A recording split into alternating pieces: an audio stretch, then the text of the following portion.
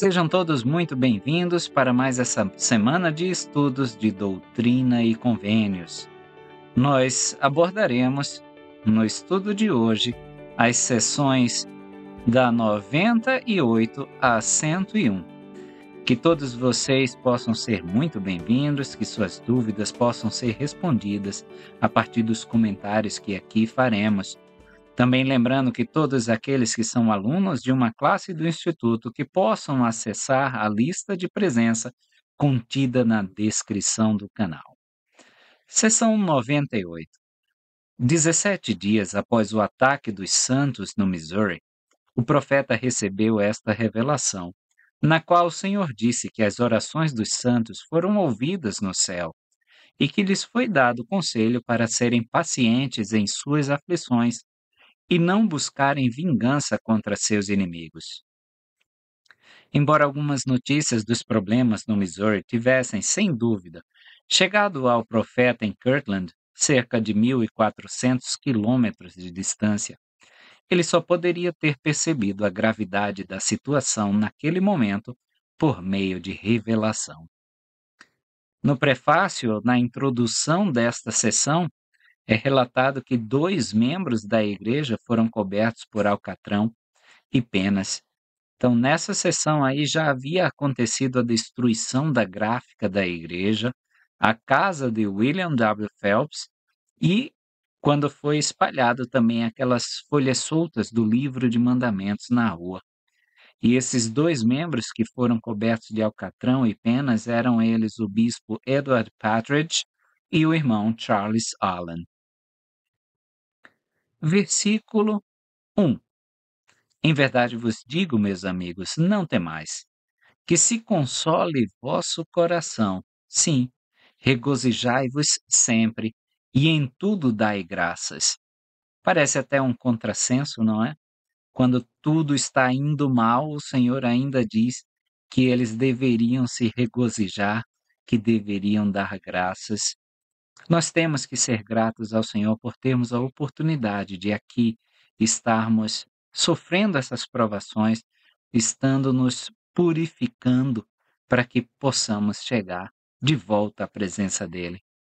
Versículo 2: Esperando pacientemente no Senhor, porque vossas orações chegaram aos ouvidos do Senhor de Sabaote, nós já vimos que é o Senhor dos Exércitos, ou Senhor das Hostes, e estão registradas com este selo e testamento. O Senhor jurou e decretou que serão atendidas. Dado que repetidamente fomos ordenados a orar ao Pai em nome do Filho, este versículo levanta a questão de por que se diria que nossas orações estavam sendo ouvidas pelo Senhor e não por seu Pai.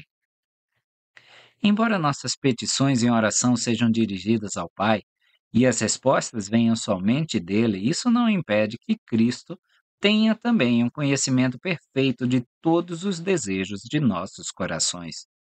Como nosso advogado e intercessor junto ao Pai, Cristo deve estar plenamente ciente de nossas petições, desejos e necessidades. Versículo 3. Portanto, ele vos faz essa promessa com um convênio imutável de que serão cumpridas. E todas as coisas que vos tiverem afligido reverterão para o vosso bem e para a glória do meu nome, diz o Senhor. Viemos à terra para sermos provados. Isso não acontece para que Deus saiba como nos julgar, pois seu conhecimento de todas as coisas, passadas, presentes e futuras, é perfeito, mas para que possamos ganhar a força e a fé que advém da provação. Entre as coisas que surgirão conosco na ressurreição, a principal será a sabedoria e a força conquistadas na aflição. Bem, se pode dizer que a aflição é uma mestra magistral. Foi Paulo quem disse: a tribulação produz a paciência, e a paciência, a experiência, e a experiência, a esperança. Romanos, capítulo 5, versículos 3 e 4.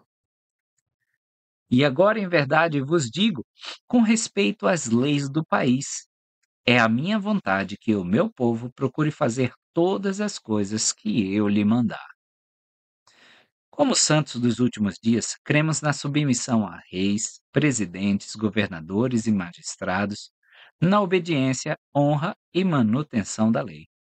12ª regra de fé. A lei a qual se faz referência nesse versículo é aquela estabelecida pela Constituição dos Estados Unidos. Pode-se muito bem perguntar qual é o dever de um santo dos últimos dias quando a lei do país está em conflito com a lei de Deus. Ao passo que nós responderíamos: para ter poder salvador, a autoridade e as doutrinas da Igreja devem permanecer independentes das leis dos homens, até o dia milenar em que o próprio Cristo governará e reinará. Deve haver uma separação estrita entre Igreja e Estado. Não precisamos de outro lembrete da importância deste princípio, além da rebelião de Lúcifer nos conselhos celestiais, quando ele procurou controlar os corações e mentes de todas as hostes celestiais, usando a autoridade do sacerdócio para forçar o cumprimento de seus desígnios e desejos. No momento em que a compulsão começa, a verdadeira religião termina. Quanto à relação entre a Igreja e o Estado, ninguém expôs a questão melhor do que James E. Talmage, que escreveu: em caso de conflito entre as exigências feitas pela palavra revelada de Deus e aquelas impostas pela lei secular, a qual dessas autoridades os membros da Igreja seriam obrigados a obedecer? Em resposta, as palavras de Cristo podem ser aplicadas. É dever do povo dar a César o que é de César e a Deus o que é de Deus. Atualmente, o reino dos céus, como um poder terreno, com um rei reinante exercendo autoridade direta e pessoal em assuntos temporais, não foi estabelecido na terra. Os ramos da igreja como tais e os membros que os compõem são súditos dos vários governos dentro de cujos domínios separados as organizações da igreja existem. Nestes dias de relativo esclarecimento e liberdade, há pouca razão para esperar qualquer interferência direta nos direitos de culto privado e devoção individual. Em todas as nações civilizadas, o povo tem o direito de orar, e esse direito é assegurado pelo que pode ser apropriadamente chamado de lei comum da humanidade. Nenhuma alma sincera está separada da comunhão com seu Deus. E com esse canal de comunicação aberto, pode-se buscar alívio de leis onerosas e reparação por injustiças junto ao poder que detém o controle das nações. Enquanto a providência se pronuncia em favor da liberdade religiosa, é dever dos santos submeterem-se às leis de seu país. Não obstante, devem usar todos os métodos adequados como cidadãos ou súditos de seus respectivos governos para assegurar para si e para todos os homens a dádiva da liberdade no serviço religioso. Não se exige deles que sofram sem protesto a imposição de perseguidores sem lei ou a aplicação de leis injustas, mas seus protestos devem ser apresentados em ordem legal e adequada. Os santos demonstraram praticamente sua aceitação da doutrina de que é melhor sofrer o mal do que fazer o mal, por meio de oposição puramente humana à autoridade injusta. E se, ao se submeterem às leis do país, caso tais leis sejam injustas e subversivas à liberdade humana, o povo for impedido de realizar a obra que Deus lhe designou, não será responsabilizado por deixar de agir de acordo com a lei superior. Enquanto estava preso na cadeia de Liberty, o profeta Joseph Smith escreveu: a Constituição dos Estados Unidos é um padrão glorioso. É fundada na sabedoria de Deus, é uma bandeira celestial. Para todos os que têm o privilégio das delícias da liberdade, é como as sombras refrescantes e as águas refrescantes de uma grande rocha em uma terra sedenta e exausta. É como uma grande árvore sob cujos galhos homens de todos os climas podem ser protegidos dos raios ardentes do sol. Versículo 5. E a lei do país, que for constitucional, que apoiar o princípio da liberdade na observância de direitos e privilégios, pertencerá a toda a humanidade e será justificável perante mim. É um dos primeiros princípios da minha vida, disse Joseph Smith, e um princípio que cultivei desde a infância, tendo aprendido com meu pai, permitir a todos essa liberdade de consciência. Sou o maior defensor da Constituição dos Estados Unidos que existe na Terra. Em meus sentimentos, estou sempre pronto a morrer pela proteção dos fracos e oprimidos em seus justos direitos. Versículo 8. Eu, o Senhor Deus, liberto-vos. Portanto, sois verdadeiramente livres, e a lei também vos liberta. Sem liberdade não pode haver salvação. Impor a escolha é negar a escolha. O arbítrio, que é o poder de agir com base em escolhas feitas livremente, foi uma dádiva de Deus a cada um de seus filhos espirituais no momento de seu nascimento espiritual. Moisés 4, 3. E é um direito concedido por Deus a toda alma nascida neste mundo. Segundo Nef 2, 26 e 27. Pode ser estabelecido como um princípio eterno que aquilo que aumenta a liberdade de escolha vem de Deus, e aquilo que escraviza e limita o poder de ação vem do príncipe das trevas. Toda lei que vem de Deus e toda lei sábia e justa encontrada nos governos dos homens foram estabelecidas para preservar e proteger a liberdade daqueles a quem foram dadas. O próprio Salvador falou a respeito em João 8,32: Conhecereis a verdade, e a verdade vos libertará. Então podemos cruzar com esse versículo 8. Eu, o Senhor Deus, liberto-vos. Versículos 9 e 10. Mas quando os iníquos governam, o povo pranteia. Deve-se, portanto, procurar diligentemente homens honestos e homens sábios.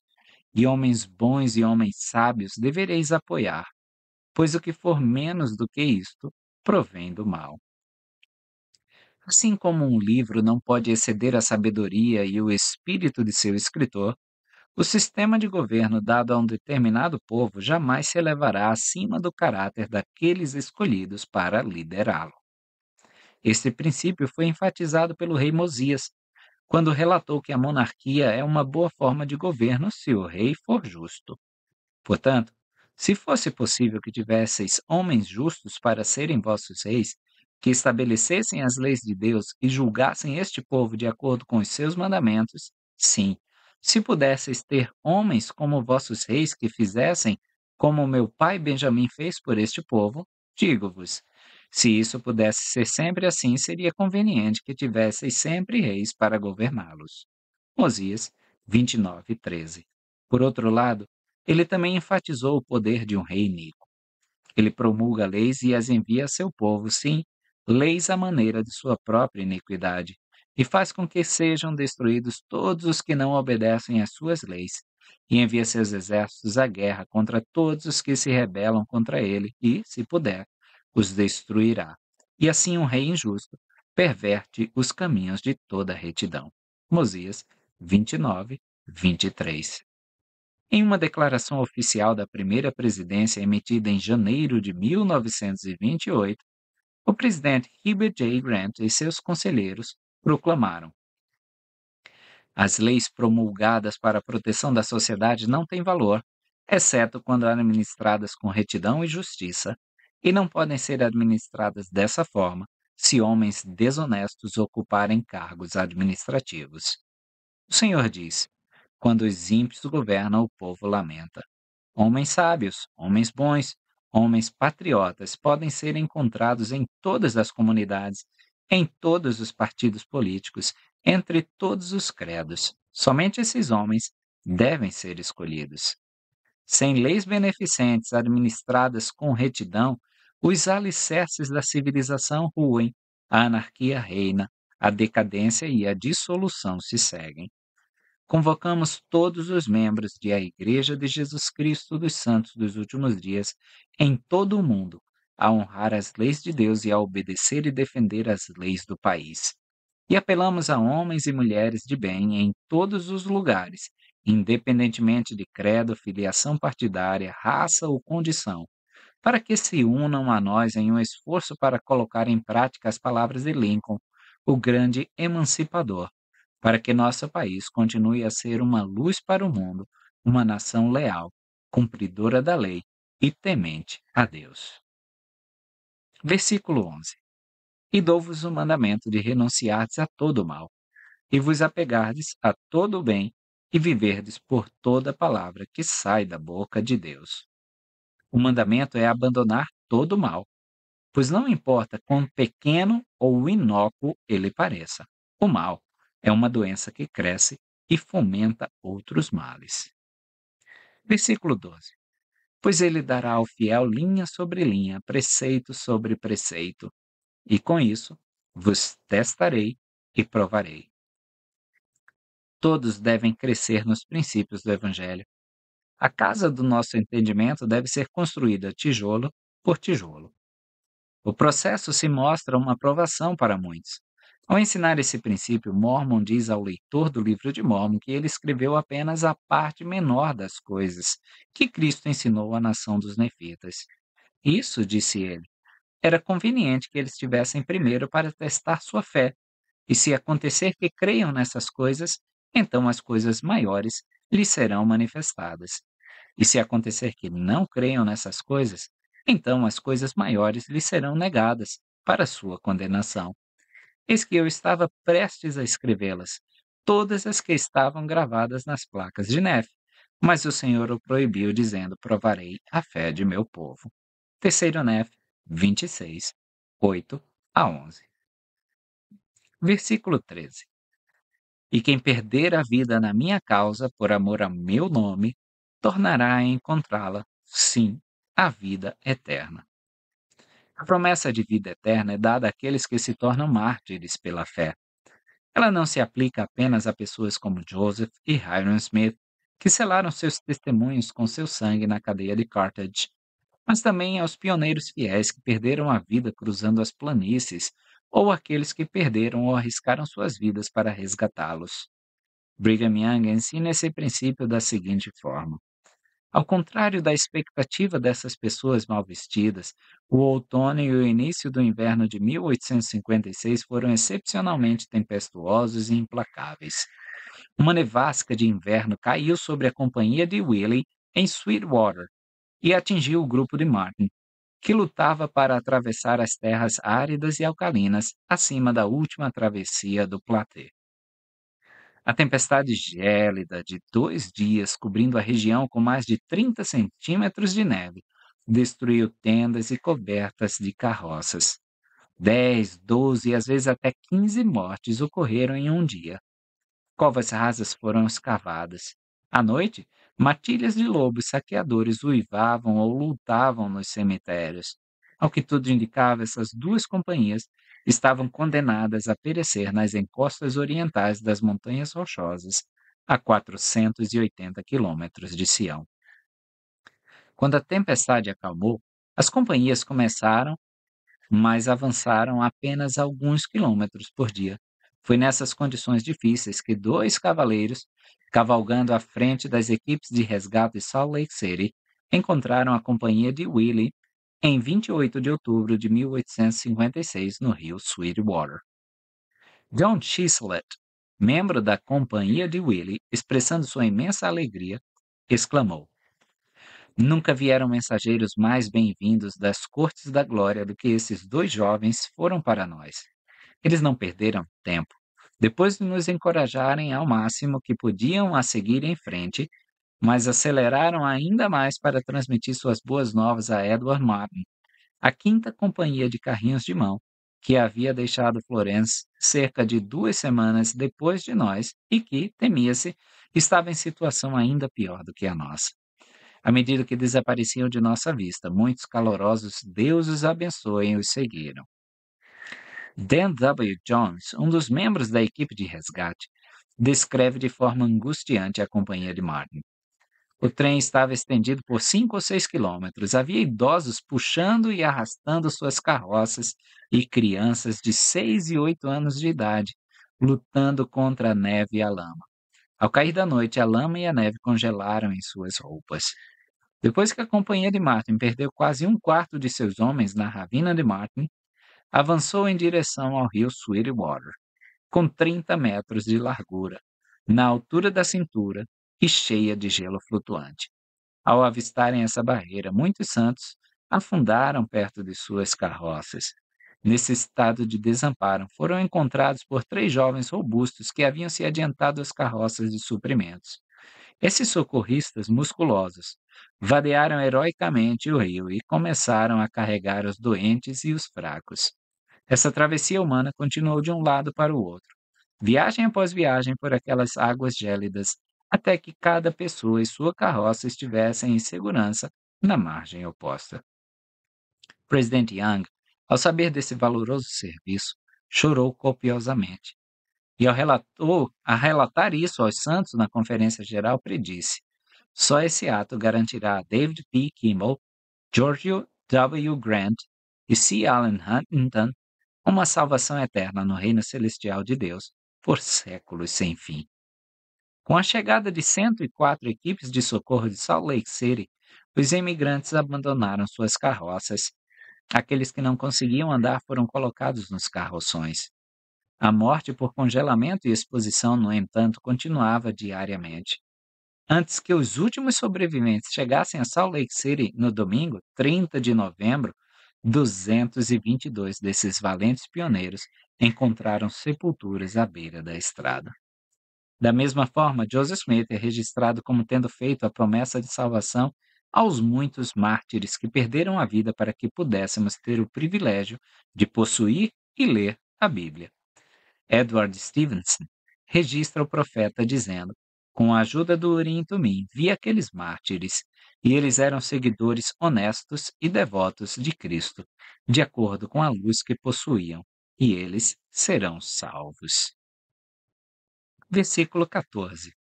Portanto, não temais os vossos inimigos, pois decretei em meu coração, diz o Senhor, que vos provarei em todas as coisas, para ver se permanecereis no meu convênio, mesmo até a morte, para que sejais considerados dignos.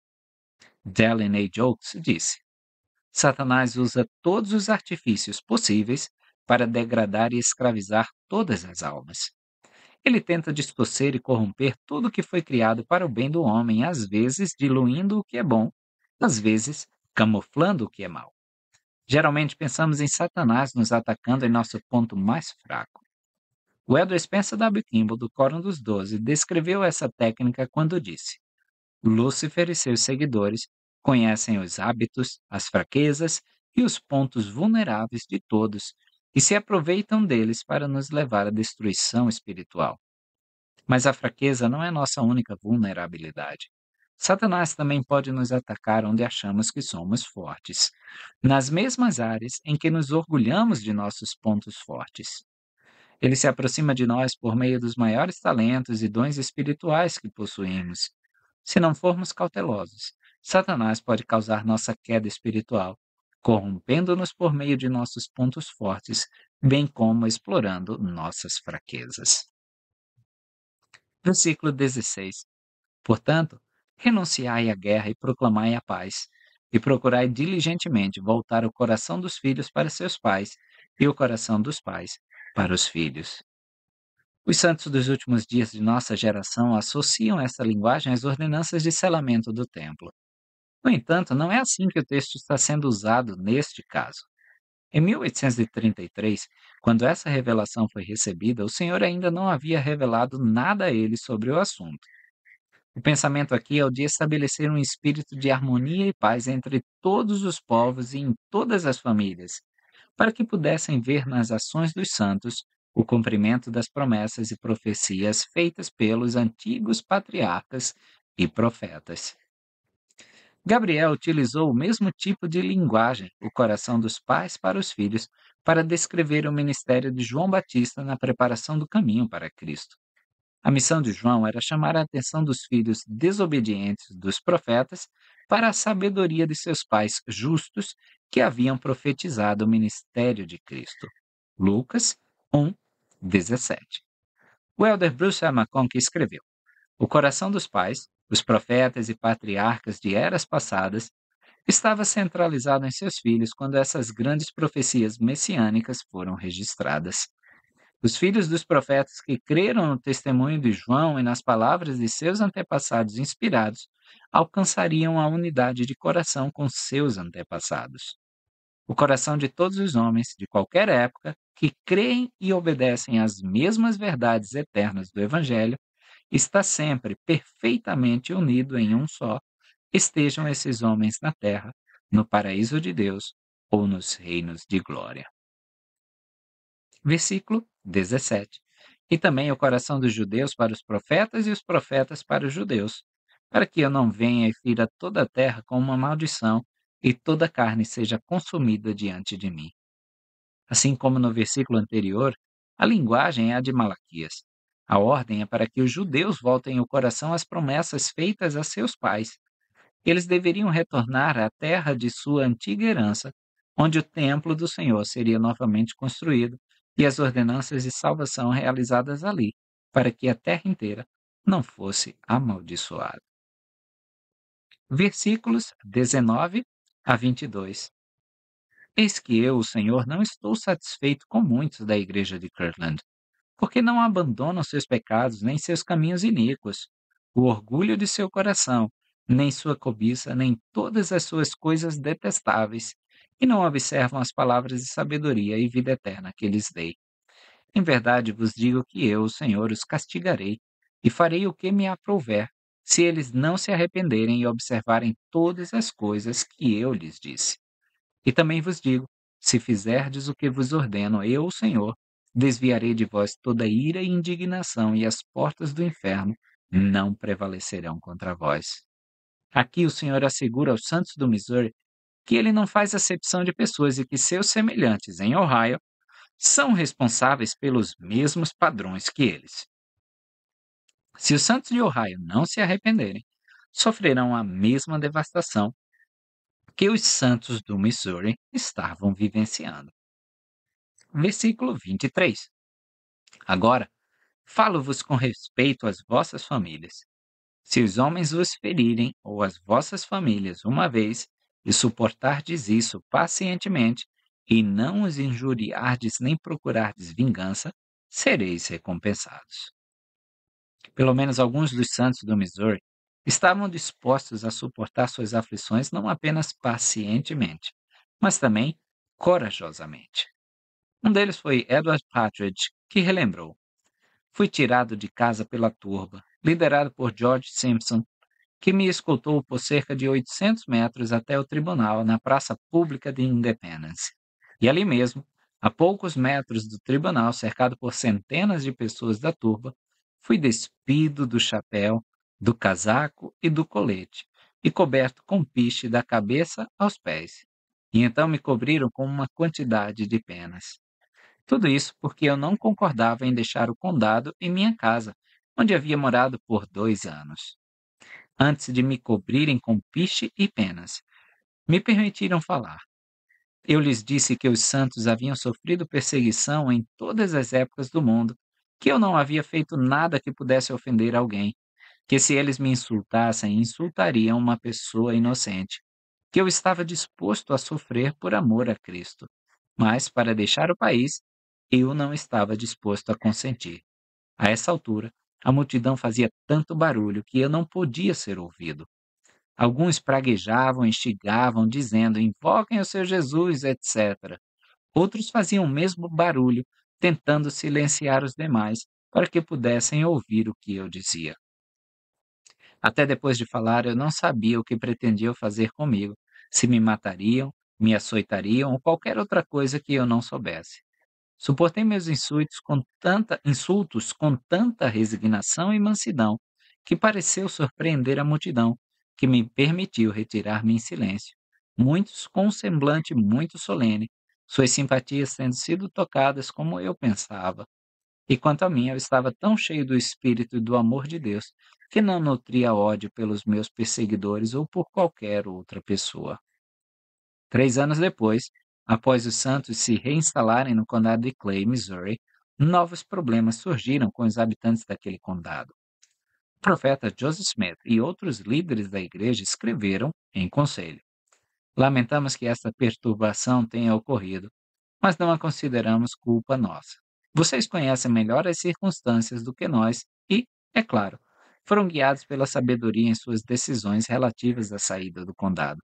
Aconselhamos que não sejam os primeiros agressores. Não deem motivo e, se o povo permitir, desfaçam-se de seus bens, resolvam seus negócios e vão em paz. Vocês conhecem nossos sentimentos em relação a não sermos os primeiros a ofender, e também a proteger suas esposas e filhos pequenos, caso uma turba busque suas vidas. Sejam sábios, deixem que a prudência dite todos os seus conselhos, preservem a paz com todos os homens, se possível, defendam a constituição de seu país, observem seus princípios e, acima de tudo, mostrem-se homens de Deus, cidadãos dignos, e não duvidamos que a comunidade em breve lhes fará justiça e se indignará contra aqueles que são os instigadores de seus sofrimentos e aflições. Versículos 25 a 32 tem um padrão aí que o Senhor mostra como nós devemos agir quando somos injuriados. Aqueles que defendem a verdade sempre serão combatidos por aqueles que se opõem a ela. Em todas as eras e dispensações, os santos foram chamados a sofrer por sua fé. Doutrina e Convênios, 138, 12 e 13.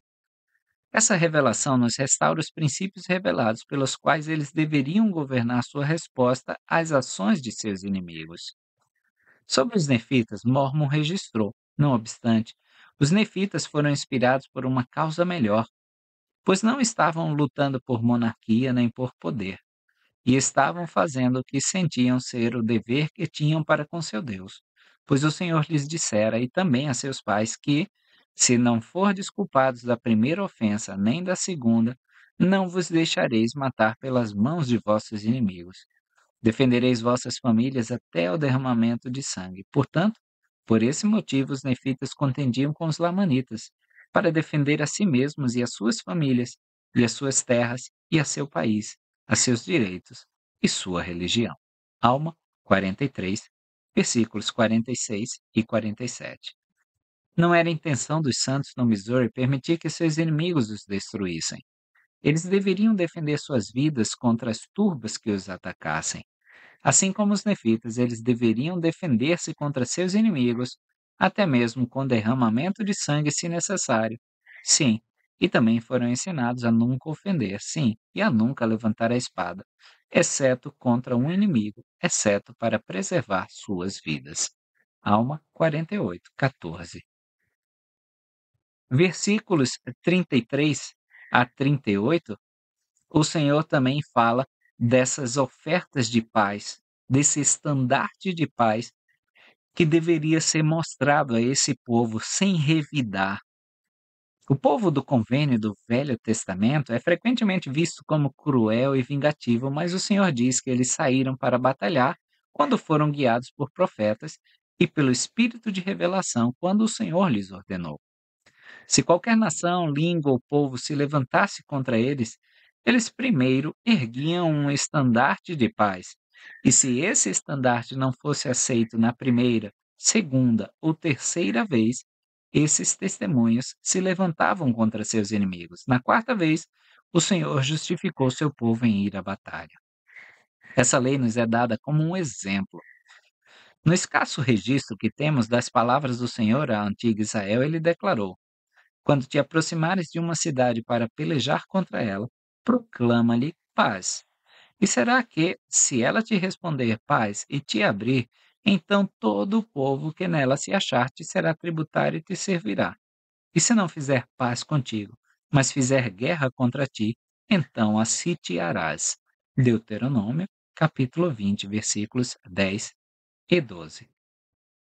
Durante a Segunda Guerra Mundial, o presidente David O. McKay lembrou aos santos que eles deveriam renunciar à guerra e proclamar a paz.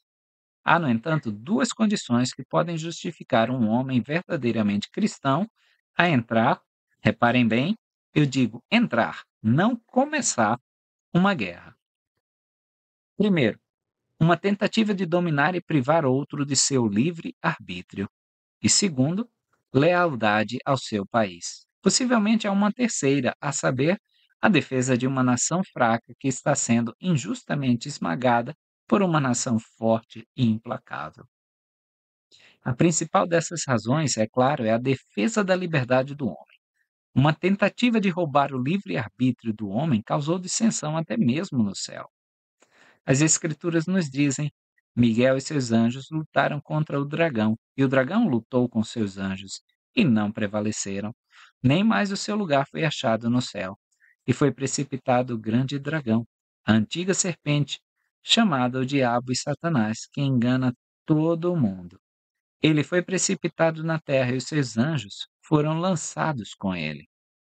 Tão fundamental no progresso eterno do homem é seu direito inerente de escolher, que o Senhor o defenderia mesmo ao preço da guerra. Sem liberdade de pensamento, liberdade de escolha, liberdade de ação dentro dos limites da lei, o homem não pode progredir. Como igreja, cremos que todos os homens têm o direito de defender a si mesmos, a seus amigos, as suas propriedades e ao governo contra os ataques e usurpações ilegais de todas as pessoas em momentos de necessidade, quando não se pode apelar imediatamente às leis e não se pode oferecer socorro. Doutrina e Convênios 134, 11. Embora sintamos a origem infernal da guerra, embora tenhamos certeza de que a guerra jamais a porá fim, ainda assim, nas condições atuais, nos encontramos como um corpo comprometido a combater esse mal. Com outros cidadãos leais, servimos nosso país como portadores de armas, em vez de permanecermos distantes para desfrutar de uma liberdade pela qual outros lutaram e morreram.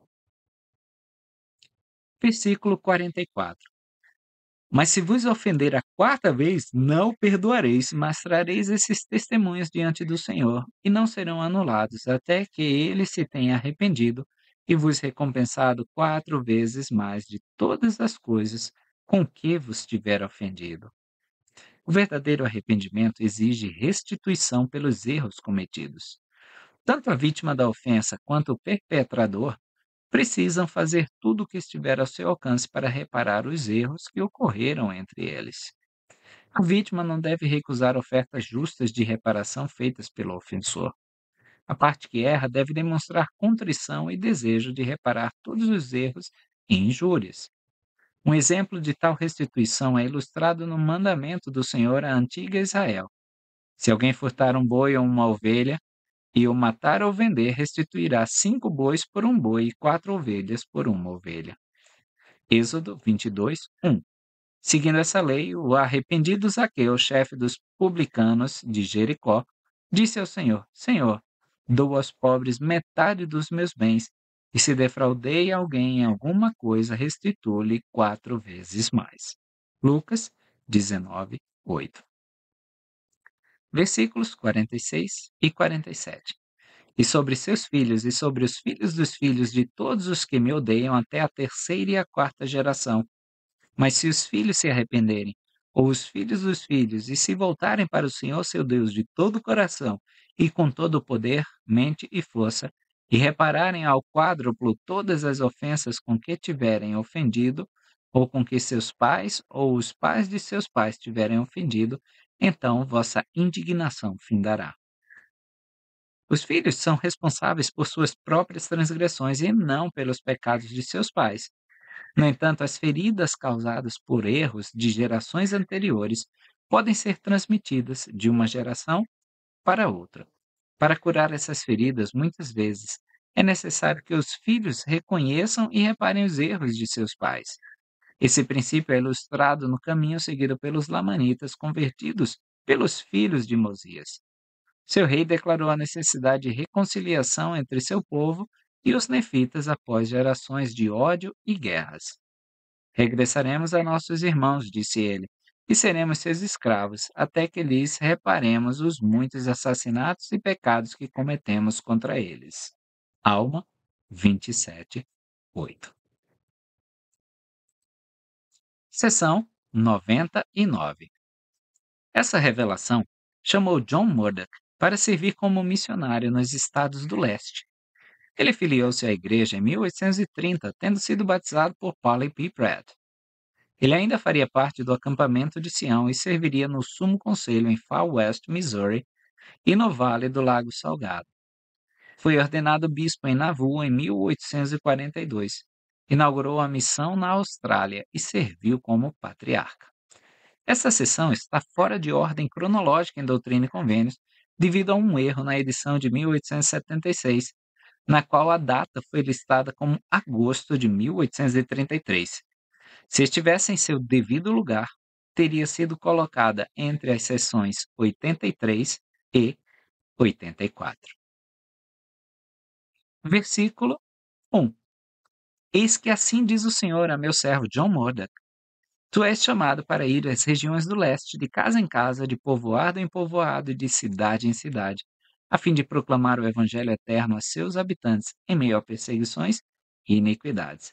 Essas regiões do leste se referem aos estados do leste. Versículo 2: E quem te recebe, a mim me recebe, e terás poder para declarar minha palavra em demonstração de meu Santo Espírito. O Evangelho é algo vivo, não apenas uma lista de preceitos. Embora falemos da Bíblia e do livro de Mórmon como contendo a plenitude do Evangelho, no sentido verdadeiro e próprio, o Evangelho só pode ser encontrado na vida daqueles que o vivem. Não tentaríamos argumentar que uma determinada sociedade tinha leis simplesmente porque possuía um livro sobre leis. Da mesma forma, não diríamos que, ao dar a um homem encarcerado uma cópia da Constituição, lhe demos liberdade. As leis das quais falamos só existem se forem vividas. A música só existe se for ouvida. A liberdade só existe para aqueles que a desfrutam. O mesmo acontece com o Evangelho. É algo vivo. Assim, encontramos o apóstolo Paulo escrevendo aos santos tessalonicenses, dizendo: Porque o nosso Evangelho não foi a vós somente em palavras, mas também em poder e no Espírito Santo, e em muita certeza, como bem sabeis quais éramos entre vós, por amor de vós. 1 Tessalonicenses 1, 5. Isto é, levamos o Evangelho a um povo somente quando este possui fé e poder vivos. Não podemos levar o Evangelho a um povo sem receber o poder de nos comunicar com os céus e receber revelação, entreter anjos, curar os enfermos, administrar as ordenanças de salvação, realizar milagres e ressuscitar os mortos. Todas essas atividades estão inseparavelmente associadas à companhia do Espírito Santo. Versículo 5. E eis que depressa venho para julgar, para convencer a todos de suas ações iníquas cometidas contra mim, conforme está escrito sobre mim no livro. Isso parece ser uma referência à Bíblia, onde estão escritos os julgamentos que virão sobre os ímpios. Versículo 6.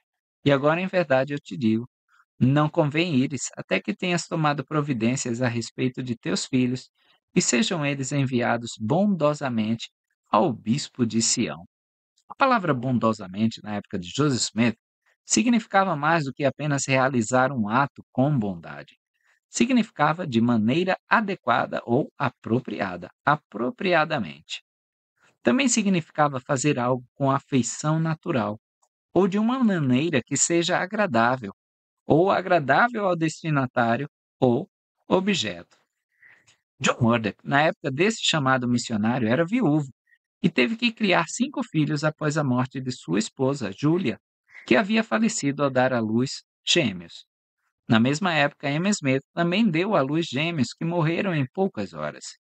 John, não tendo parentes que tivessem aceitado a plenitude do Evangelho restaurado e a quem pudesse confiar os bebês, levou seus gêmeos órfãos de mãe para Emma, para que ela os amamentasse e os criasse como se fossem seus. Os gêmeos, um menino e uma menina, foram chamados Joseph e Julia. Quando essa revelação foi recebida em agosto de 1832, o bebê Joseph havia se tornado o primeiro mártir do Evangelho. John Murdock estava em missão na época. Quando retornou, registrou em seu diário: Cheguei a Ohio, à igreja, no mês de junho, cerca de 12 meses depois de deixar meus filhos. Cheguei lá por volta de 1º de junho e descobri que meu filhinho Joseph havia falecido. Deixei meu filho mais velho, Horace, com Benjamin Bragg, John com Philo Judd e Phoebe com Cyrnes Burnett. Tive que pagar a todos o preço integral para sustentar meus filhos durante minha ausência. Mas minha filha ainda estava bem com o irmão Joseph, o profeta. Naquela época, Horace tinha 7 anos, John 6 e Phoebe 4. Essas eram então as crianças que, obedecendo às instruções contidas na revelação, John Murdoch deveria enviar a Sião para ficar com a família do bispo Edward Partridge.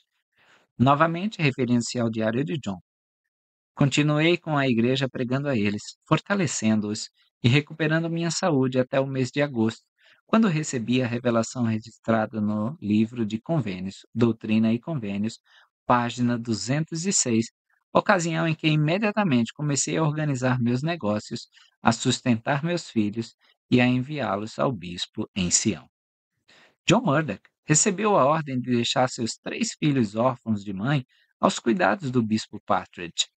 As crianças também se sacrificaram para que seu pai pudesse cumprir fielmente sua missão. Elas estavam entre as expulsas do condado de Jackson pelas turbas do Missouri. Quando o Senhor ordenou que um exército marchasse até o Missouri para ajudar os santos que haviam sido expulsos de seus lares e propriedades, Doutrina e Convênio 103, versículos 22, 29 a 30, John Murdoch rapidamente se voluntariou na esperança de reencontrar seus filhos, que não via há mais de um ano. Quando os alistados no acampamento de Sião foram dispensados, John escreveu o seguinte: no dia 30 de junho de 1834, recebi a notícia de que minha filha Phoebe estava doente, quase à morte, de cólera, e que o irmão A. Algernon S. Sidney Gilbert, com quem ela morava, havia falecido. Fui imediatamente e cuidei dela até 6 de julho, quando o espírito deixou o corpo ao raiar do dia, quando ela tinha 6 anos, 3 meses e 27 dias de idade. Ela é digna da promessa do Senhor. Todo aquele que der a sua vida pela minha causa, por amor ao meu nome, encontrá-la-á novamente, sim, a vida eterna, que vimos na sessão passada, no versículo 13. Os 2 filhos mais velhos viveram até a idade adulta e serviram fielmente na igreja. O filho mais novo, John Jr., serviu como presidente da estaca em Beaver, Utah. Ele foi o último membro sobrevivente da igreja a ter vivido do condado de Jackson durante o assentamento inicial de Sião.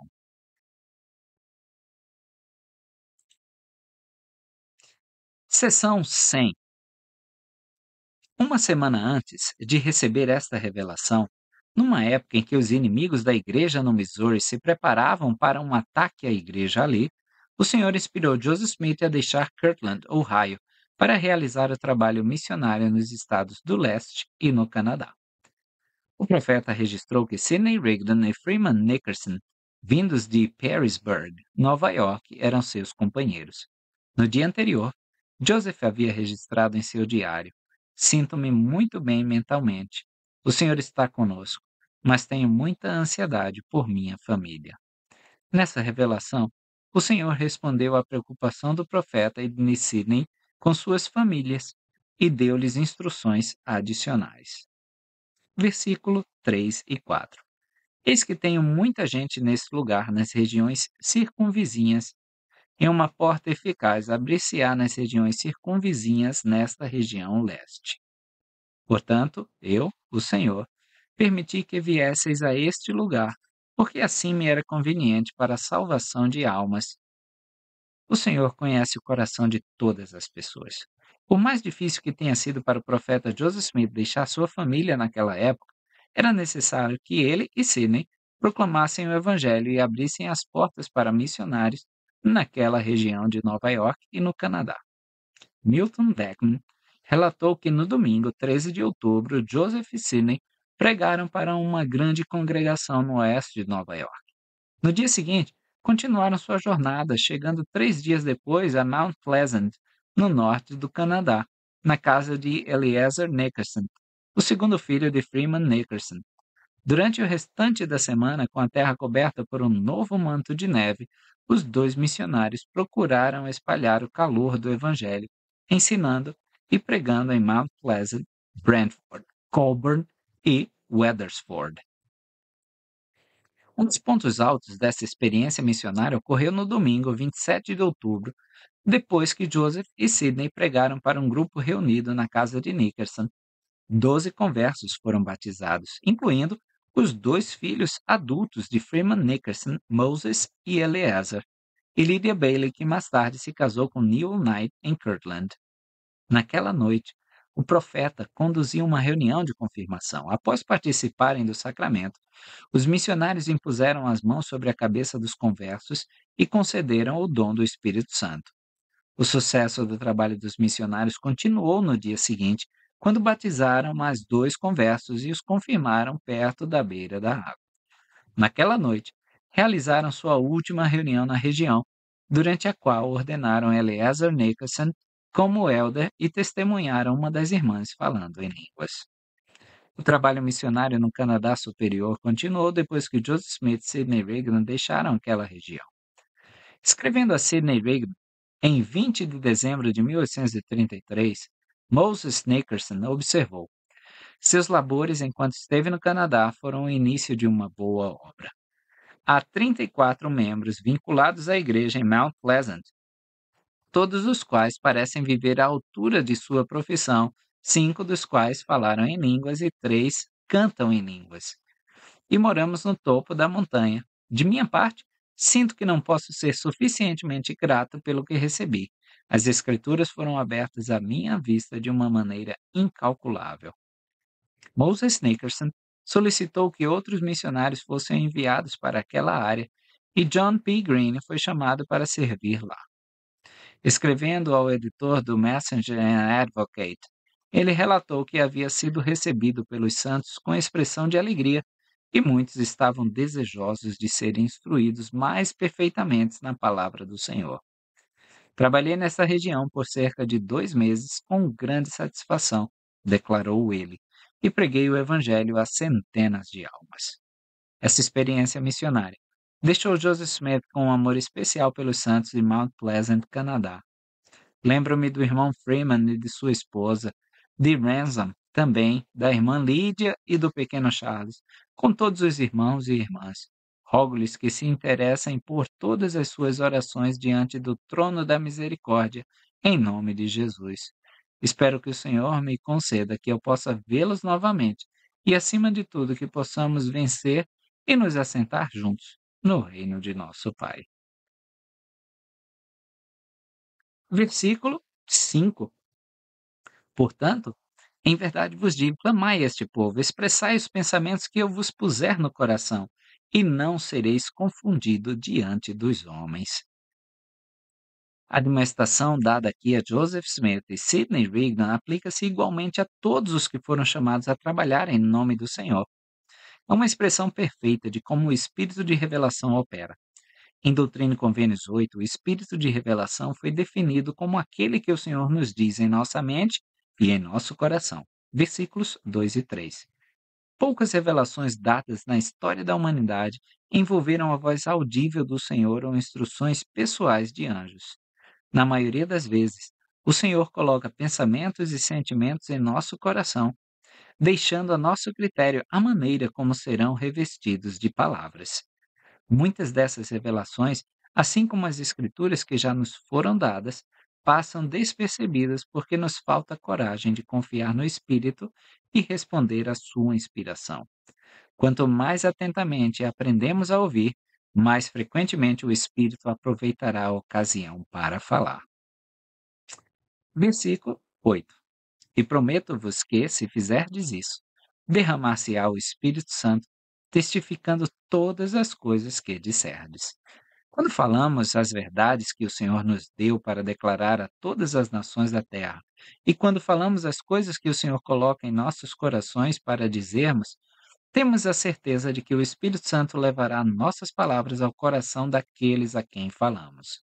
Eles, por sua vez, saberão da veracidade daquilo que falamos. De fato, não é incomum que aqueles que dão ouvidos atentos às palavras dos servos do Senhor ouçam mais do que foi dito e com mais eloquência do que foi dito. Versículo 9. E convém a mim, meu servo Sidney, que sejas um porta-voz para este povo. Sim, em verdade te ordenarei com este chamado, sim, de seres o porta-voz de meu servo Joseph. Com o tempo e a experiência, Joseph Smith tornou-se um orador poderoso, embora nem sempre o tenha sido. Em uma revelação dada no dia em que a igreja foi organizada, o Senhor chamou Oliver Cowdery de o primeiro pregador desta igreja para a igreja e perante o mundo, sim, perante os gentios. Doutrina e Convênios 21:12. Assim, foi ele, e não Joseph Smith, quem pregou o primeiro discurso do evangelho desta dispensação. O profeta confiou muito nele, particularmente nos primeiros meses após a organização da igreja. Quando Sidney Rigdon se filiou à igreja, era um orador poderoso e articulado. O Senhor sentiu que precisava aproveitar ao máximo sua experiência e habilidade. Nesses primeiros anos da história da igreja, tanto Oliver Cowdery quanto Sidney eram melhores oradores públicos do que o profeta. O chamado de Sidney Rigdon para se tornar porta-voz do profeta é frequentemente associado a uma profecia referente a um porta-voz feita por José do Egito e citada por Leí no livro de Mórmon, segundo Nef 3, 18 a 19. Uma leitura mais atenta do texto sugere que Joseph Smith é o porta-voz a quem se faz referência, não Sidney Rigdon.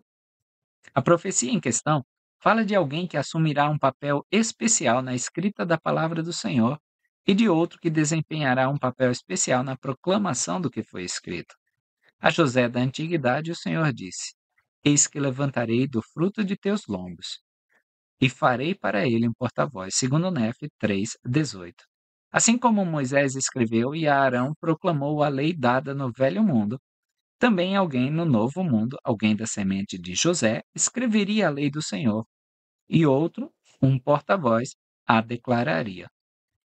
Bruce R. McConkie explicou: Nesse caso, o escritor e o porta-voz não são identificados nominalmente.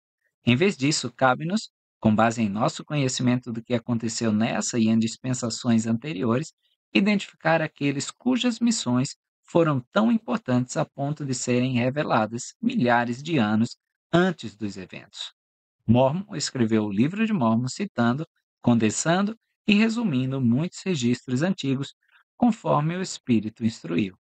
E Joseph Smith traduziu a palavra antiga pelo dom e poder de Deus e a proclamou a todos os homens e à semente de Joseph em particular, como a mente, a vontade e a voz daquele por meio de quem a salvação vem. Com isso em mente, observem essas palavras do Senhor.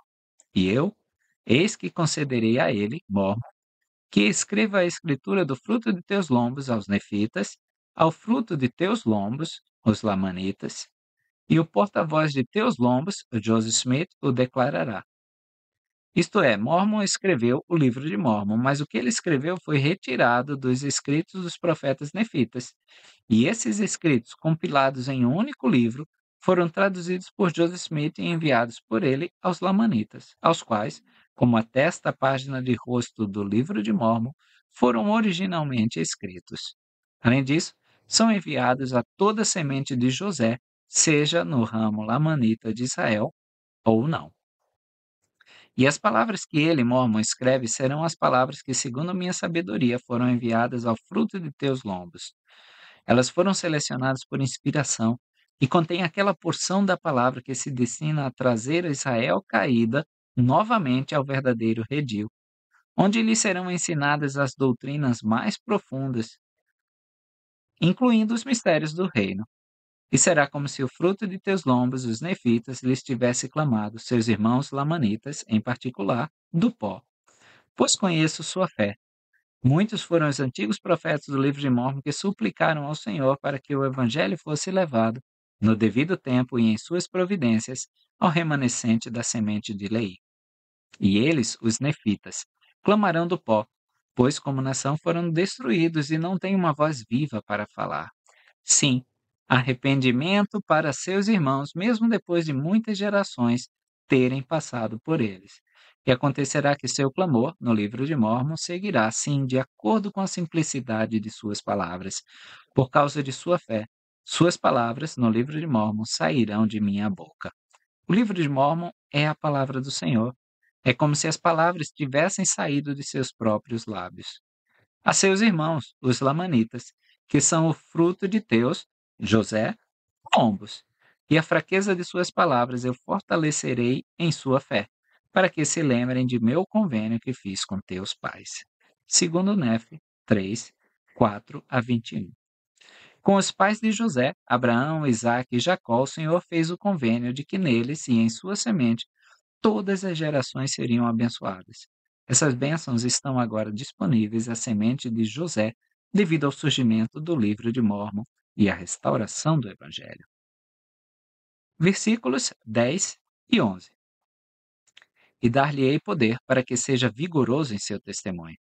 E dar-te-ei poder para seres vigoroso na exposição de todas as Escrituras, a fim de que sejas seu porta-voz, e ele será um revelador para ti, a fim de conheceres a verdade de todas as coisas relativas às coisas de meu reino na terra.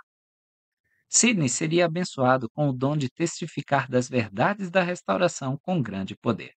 Joseph, por sua vez, que como profeta, vidente e revelador estava à frente da igreja do reino de Deus, era aquele por meio de quem essas verdades seriam reveladas. Versículo 13. E agora vos falo com respeito a Sião. Sião será redimida, embora castigada por algum tempo.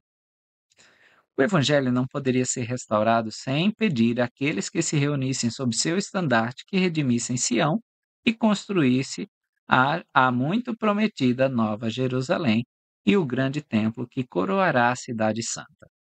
Todas as promessas nesse sentido são naturalmente condicionais. Somente um povo digno e obediente pode realizar tal obra. A cidade de Deus não pode ser construída sobre quaisquer princípios que não sejam aqueles que vêm de Deus.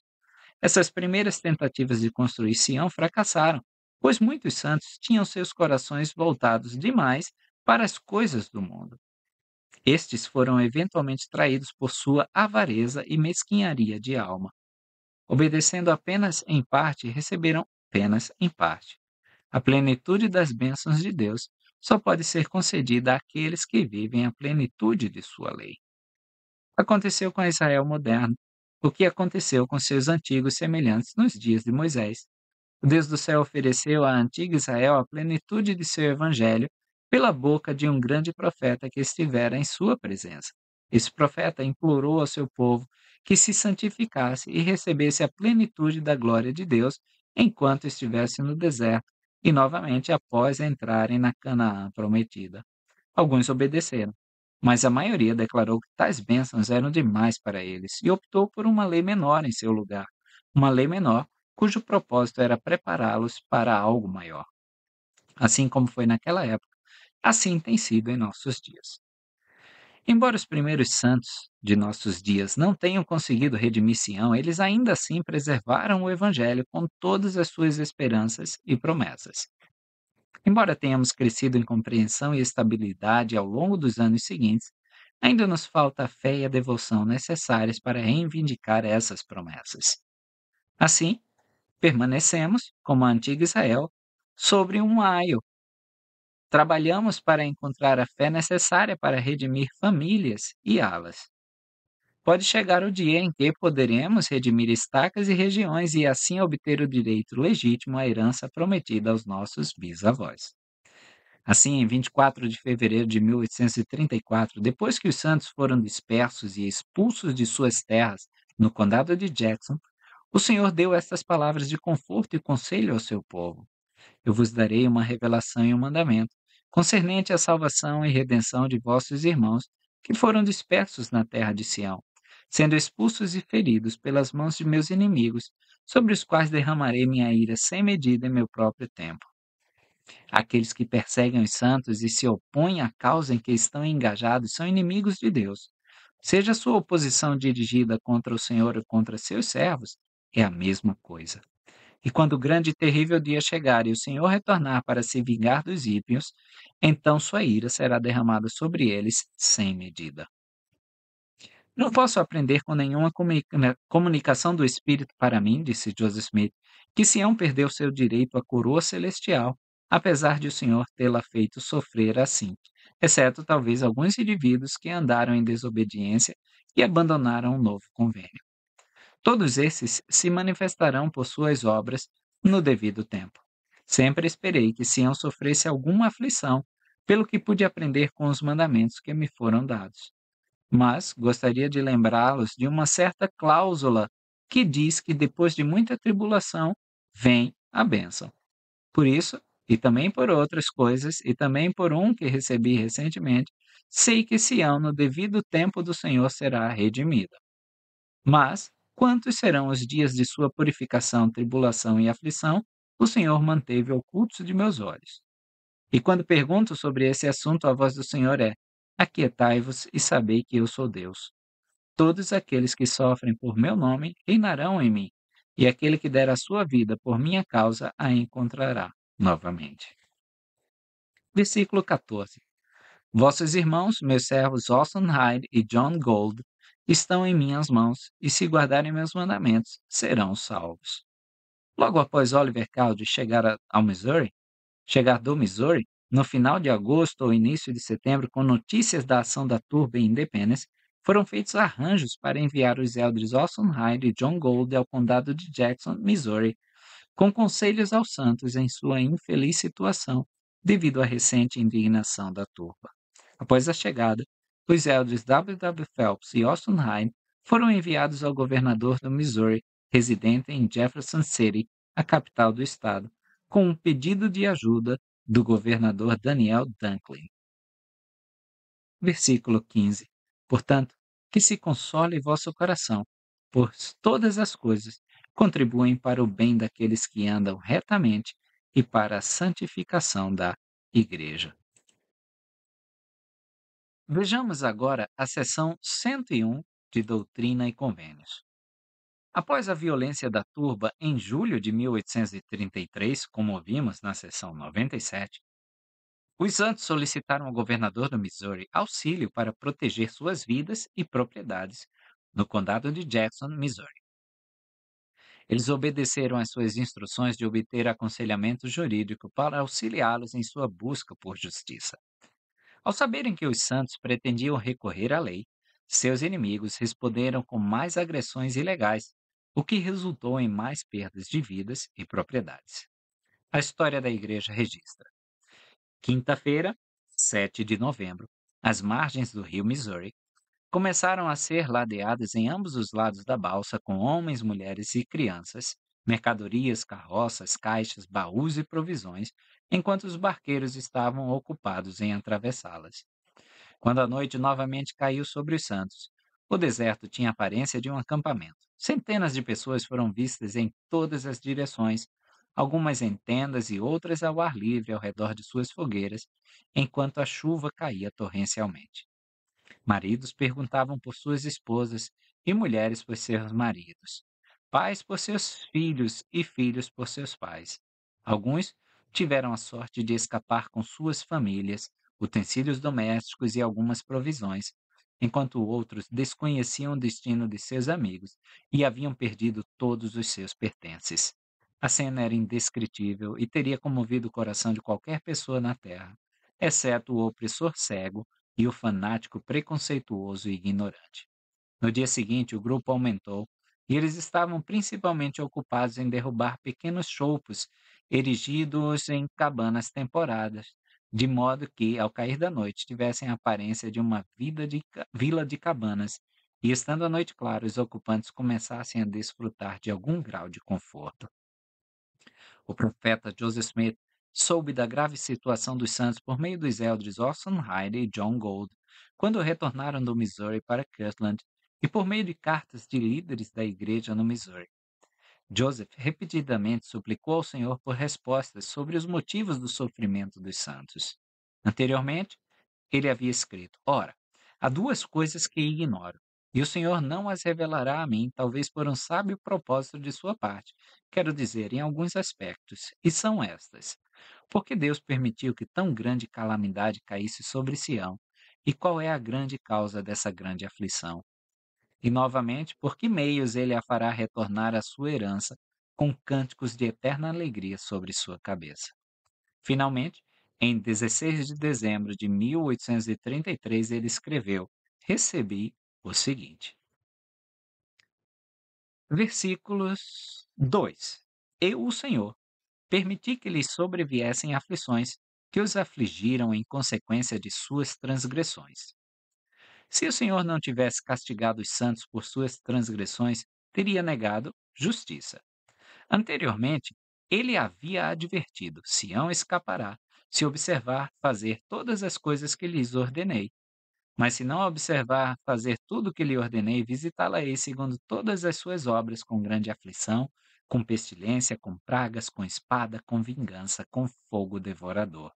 Isso aconteceu na seção 97, nos versículos 25 e 26. Os santos eram responsáveis por seu comportamento. Os pais contribuem para a delinquência dos filhos quando os advertem, mas depois deixam de cumprir a advertência após a desobediência dos filhos. O Senhor é um pai zeloso. Ele não tolerou as ações das turbas do Missouri, mas também não desculpou as transgressões daqueles que eram chamados pelo seu nome. Os esforços do Espírito não haviam penetrado o coração dos transgressores para convertê-los ao Senhor. Assim como os filhos de Israel nos dias de Moisés, eles precisaram de castigo para aprender que somente um povo puro pode construir Sião. Versículo 3: Contudo, possuí-los-ei, e serão meus no dia em que eu vier para reunir minhas joias. Esta frase vem de Malaquias 3:17. Significa que o Senhor, no dia do seu retorno, separará os fiéis entre o seu povo como tesouros especiais. Para os ímpios, ele virá como juiz. Para os justos, ele virá como um pai amoroso. Versículo 4.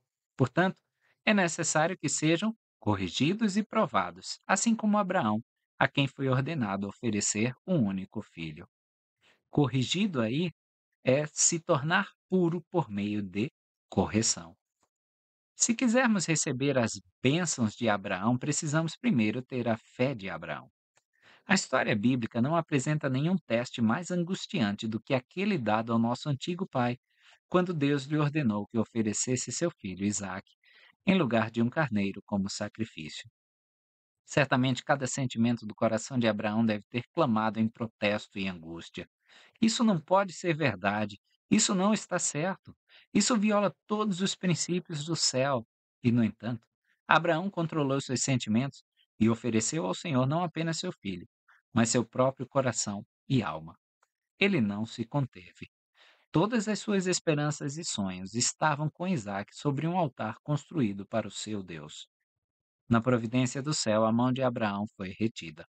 Seu filho e suas esperanças lhe foram devolvidas, e ele recebeu uma herança que alcança os limites infinitos da eternidade. Por que tal teste foi necessário? Foi para divertir a Deus ou para abençoar Abraão? Disso não há dúvida. A Abraão foi dada a promessa de vida eterna em uma semente sem fim. A ele foi dada a promessa de que sua posteridade encontraria em seus números todos os que o seguissem como testemunhas fiéis do Deus do céu e todos os que possuíssem o sacerdócio e fossem chamados a proclamar o evangelho da salvação às nações da terra. A fé de Abraão se tornaria a fé deles e suas promessas se tornariam as promessas deles. Versículo 5 eu cruzaria com um discurso que se chama Tornar-se Melhor em Cristo, a parábola do coeficiente angular.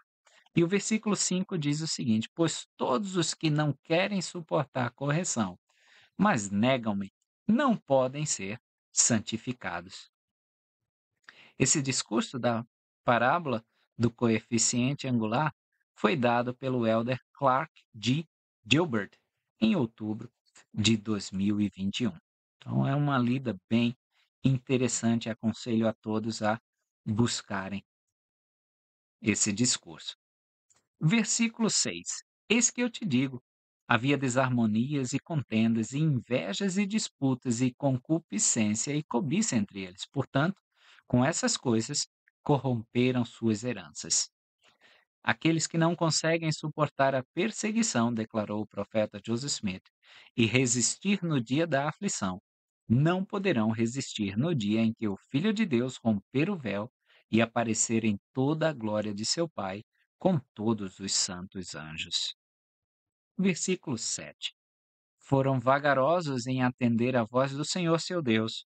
Portanto, o Senhor seu Deus é vagaroso em atender às suas orações, em responder-lhes no dia de suas tribulações. Os santos do Missouri colheram o que haviam semeado, ignoraram as advertências do Senhor, e agora ele ignoraria suas petições. Abinadi ensinou esse princípio ao povo do rei Noé, dizendo: a menos que este povo se arrependa e se volte para o Senhor seu Deus, será levado ao cativeiro, e ninguém o livrará, exceto o Senhor, o Deus Todo-Poderoso. Sim, e acontecerá que, quando clamarem a mim, serei tardio em ouvir seus clamores. Sim, e permitirei que sejam feridos por seus inimigos. E a menos que se arrependam em saco e cinzas e clamem fervorosamente ao Senhor seu Deus, não ouvirei suas orações, nem os livrarei de suas aflições, assim diz o Senhor. Mosias, capítulo 11, versículos 23 a 25. Olha que interessante o versículo 8. No dia de sua paz, trataram com leviandade meus conselhos, mas no dia de suas tribulações, buscaram-me por necessidade. Acontece às vezes exatamente o mesmo conosco. Quando está tudo bem, a gente tende a espezinhar os conselhos do Senhor, a deixar o conselho de lado. Mas quando as coisas estão indo mal, aí que nos lembramos de buscar o Senhor e cumprir os seus mandamentos. Versículo 9. Em verdade eu te digo, apesar de seus pecados, minhas entranhas estão cheias de compaixão por eles. Não os expulsarei totalmente, e no dia da ira lembrar-me-ei da misericórdia. O Senhor olhou com compaixão para seus filhos em seu sofrimento. Ele purificou primeiro o vaso interior, embora o vaso exterior fosse mais imundo em comparação. Os santos foram primeiro castigados por suas transgressões, embora os membros da turba no condado de Jackson fossem mais imundos do que os santos. O dia do julgamento não estava distante para os inimigos dos santos, como a guerra civil testemunharia. O povo do convênio não havia sido rejeitado pelo Senhor, ao contrário, eles foram expulsos de Sião pelas turbas que representavam a mão disciplinadora do Senhor. O Senhor havia lidado de forma semelhante com a antiga Israel. Por meio do profeta Isaías, ele declarou: Ó Assíria, a vara da minha ira e o bordão na sua mão é a minha indignação. Eu enviarei contra uma nação hipócrita. Isaías 10, 5 e 6. As 10 tribos de Israel foram tiradas da terra de sua herança pelos assírios e espalhadas entre todas as nações da terra. No entanto, o Senhor prometeu que eles seriam reunidos nos últimos dias, quando retornariam a ele. Assim como seus ancestrais, os santos sofrerão a vara da mão disciplinadora do Senhor, até que aprendam a obediência por meio do sofrimento. Hebreus 5, 8. Somente então poderão obter sua herança em Sião. Versículo 12. E nesse dia, todo aquele que se achar de atalaia, ou em outras palavras, todo o meu Israel, será salvo. Esse texto considera todo o povo do convênio como atalaias na torre. Todos têm uma responsabilidade para com o próximo. Todo homem que tiver sido advertido deverá advertir seu próximo. Doutrina e Convênios 88, 81. Versículo 16: Portanto, que se console vosso coração no que diz respeito a Sião, pois toda a carne está em minhas mãos. Aquietai-vos e sabei que eu sou Deus. Podemos cruzar com Êxodo 14, 13. Imagino que a aflição era a mesma naquela época e o Senhor traz o mesmo conforto. Aquietai-vos, sabei que eu sou Deus, eu sei o que estou fazendo. Versículo 17. Sião não será removida de seu lugar, apesar de seus filhos estarem dispersos. O lugar de Sião permanece o mesmo, e em algum dia futuro, os santos do Todo-Poderoso o possuirão. Versículo 18. Os que permanecerem e forem puros de coração retornarão para suas heranças, eles e seus filhos, com cânticos de eterna alegria, para edificar os lugares desolados de Sião. As terras de herança são uma possessão eterna e, como tal, serão a posse legítima dos puros de coração no mundo eterno. Versículo 21. até chegar o dia em que não haja mais lugar para eles. E então lhes designarei outros lugares que tenho, e serão chamados estacas para as cortinas ou a força de Sião. O reino de Deus continuou a crescer e a ser organizado por toda a terra. Onde quer que um número suficiente de santos se tenha reunido, áreas geográficas foram designadas como estacas de Sião e líderes presidentes foram designados por imposição de mãos. Versículo 22. Eis que é meu desejo que todos os que invocam meu nome e me adoram, de acordo com meu evangelho eterno, se reúnam e permaneçam em lugares santos. Não cabe aos homens ordenar o sistema de adoração ou determinar as condições de salvação. A igreja é do Senhor e ele a dirige. Os termos da salvação não são negociáveis. Não devemos acrescentar nem tirar nada da palavra do Senhor. Os lugares santos são as estacas de Sião, as quais os puros de coração se reuniram. Versículo 23. E preparem-se para a revelação que virá quando o véu que cobre meu templo, em meu tabernáculo, que oculta a terra, for retirado, e toda a carne juntamente me verá. Antigamente, um véu pendia entre as duas câmaras sagradas do tabernáculo. Êxodo 26, 31 a 33. Sua presença no templo de Herodes é corroborada pela declaração em cada um dos evangelhos sinóticos de que, no momento da morte de Cristo, o véu do templo se rasgou de alto a baixo.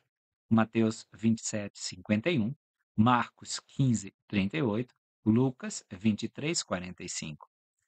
Cristo, por sua morte sacrificial, abriu caminho para os fiéis entrarem no lugar santíssimo, ou seja, no reino celestial, através do véu, isto é, da sua carne. Hebreus 10, 20. O texto atual, baseando-se nessa imagem, sugere que o véu que nos separa da presença do Senhor se rasgará e todos poderão ver o que de outra forma permaneceria oculto para eles. Versículos 24 e 25. E toda coisa corruptível, seja do homem ou dos animais do campo, ou das aves do céu, ou dos peixes do mar, que habita na face da terra, será consumida. E também o que for de elementos derreter-se-á com calor fervente. E todas as coisas tornar-se-ão novas, para que meu conhecimento e minha glória habitem em toda a terra. Quando o Senhor vier novamente, a terra será renovada e receberá sua glória paradisíaca. Regras de fé 10. Isaías profetizou sobre uma nova terra durante o milênio. Isaías 65:17. Tudo que é corruptível, tudo de ordem celestial, será destruído, pois uma lei terrestre ou edênica reinará durante o milênio. Esse texto afirma que quando Adão caiu, toda a terra caiu, incluindo tudo nos reinos vegetal e animal. Antes da queda de Adão, não havia morte nem corrupção de qualquer tipo nesses reinos ou em qualquer outro lugar do mundo que Adão habitasse. Com o retorno de Cristo, todas as coisas retornarão a um estado semelhante ao conhecido no jardim do Éden. Versículo 26. E nesse dia, a inimizade do homem e a inimizade das bestas, sim, a inimizade de toda a carne, terá fim de diante de minha face. Os homens aprenderão a paz, e todos os homens e animais viverão juntos em harmonia. Além disso, não haverá animais selvagens, explicou Bruce A. McConkie. O coiote não perseguirá o veado, e o lobo não matará as ovelhas, e todas as formas de vida serão amigas e servas dos homens. Isaías nos dá esses detalhes poeticamente formulados sobre a vida animal durante o milênio. O lobo e o cordeiro passarão juntos, diz ele, e o leão comerá palha como o boi. Implícito nessa declaração está o fato de que o homem e todas as formas de vida serão vegetarianos no dia vindouro. O consumo de carne cessará, porque, por um lado, a morte como a conhecemos cessa. Não haverá derramamento de sangue, porque o homem e os animais serão transformados, vivificados, e o sangue não mais correrá em suas veias. E o pó será a comida da serpente, significando, como supomos, que eles não mais comerão ratos, vermes e vida animal. Não farão mal nem dano algum em todo o meu santo monte, diz o Senhor. Isaías 65, 25. E ainda, o lobo morará com o cordeiro, e o leopardo se deitará com o cabrito, e o bezerro e o leãozinho e o animal cevado viverão juntos, e uma criança pequena os guiará. E a vaca e a ursa pastarão, seus filhotes juntos se deitarão, e o leão comerá palha como o boi, e a criança de peito brincará sobre a toca da áspide, e a desmamada colocará a mão na cova das víboras. Não farão mal nem dano algum em todo o meu santo monte.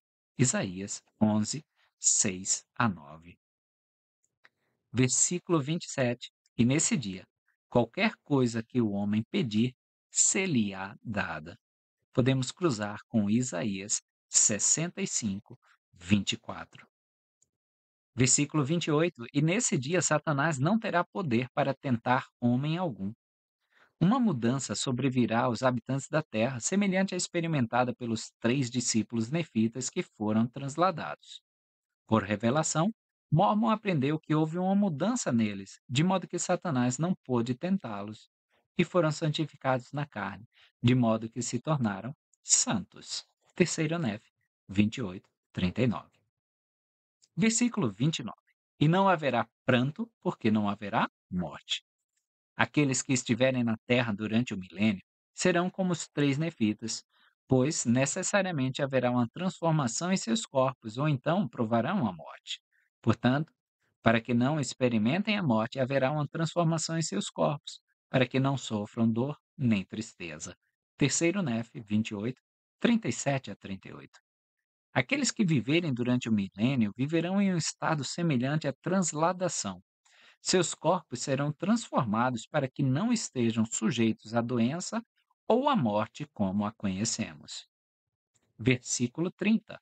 Nesse dia, uma criança não morrerá antes de envelhecer, e sua vida será como a idade de uma árvore. Isaías identificou isso, a idade de uma árvore, como 100 anos. Isaías 65, 20. Versículo 31. E quando morrer, não dormirá, isto é, na terra, mas será transformada num piscar de olhos, e será arrebatada, e seu descanso será glorioso. Nenhuma sepultura será cavada durante o milênio. A morte e o sofrimento, como os conhecemos hoje, não existirão. O corpo e o espírito não mais se separarão por um longo período. Pois agora o corpo retorna ao pó, enquanto o espírito aguarda em um mundo de espíritos o dia de sua reunião com o corpo aperfeiçoado. Mas nesse dia o corpo não verá a corrupção e o espírito não irá para o mundo espiritual.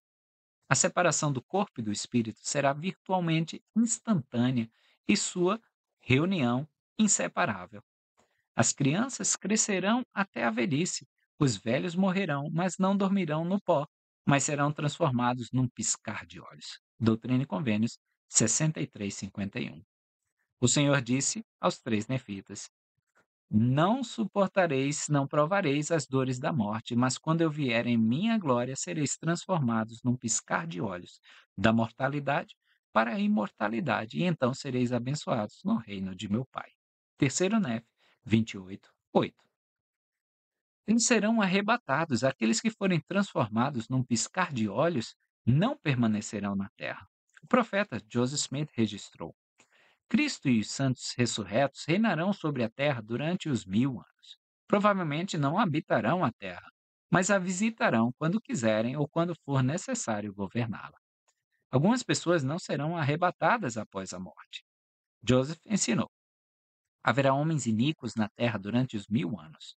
As nações pagãs que não subirem para o adorar serão visitadas pelos julgamentos de Deus e, por fim, serão destruídas da terra.